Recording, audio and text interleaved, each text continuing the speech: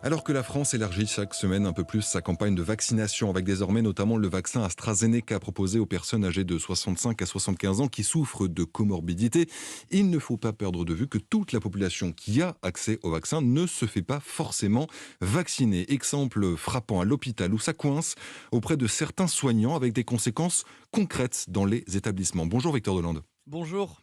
Alors d'après les premières remontées de terrain que vous avez eues, on peut même parler d'un faible niveau de vaccination dans les hôpitaux.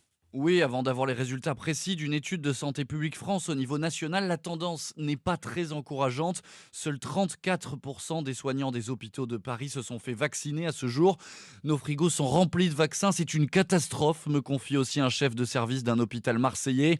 Antoine est aide-soignant dans un hôpital de la capitale. Autour de lui, aucun de ses collègues n'a voulu se faire vacciner. Le principal argument, c'est le manque de recul par rapport au vaccin. Il faut comprendre que les hospitaliers sont à l'image de l'ensemble de la population. Ils ont les mêmes craintes. Un argument totalement irrecevable pour de très nombreux spécialistes de santé publique qui rappellent que plus de 100 millions de personnes dans le monde ont déjà été vaccinées sans qu'on ait pu observer d'effets secondaires graves.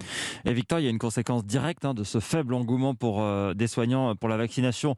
On attrape de plus en plus le Covid à l'hôpital. Oui, le Covid est même devenu la première maladie nosocomiale. Depuis le début de l'épidémie, 44 000 personnes ont contracté le virus à l'hôpital. Et dans un tiers des cas, c'est un personnel de santé qui est à l'origine de la contamination.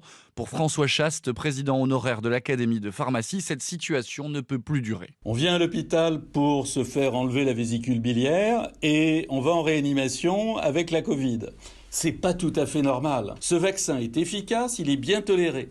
Donc nous avons un devoir aujourd'hui, c'est non pas d'inciter, mais d'obliger tous les hospitaliers, tous les soignants, mais les médecins en ville aussi bien sûr, à se faire vacciner parce que c'est le seul moyen de réduire, voire d'éradiquer la maladie en quelques mois. Et il est loin d'être le seul à demander au gouvernement de rendre obligatoire la vaccination pour les soignants, avec un argument qu'ils répètent tous, quand ils sont recrutés, les personnels de santé ne se posent jamais la question de l'obligation de vaccination contre la diphtérie, le tétanos, la polio, le BCG et l'hépatite B.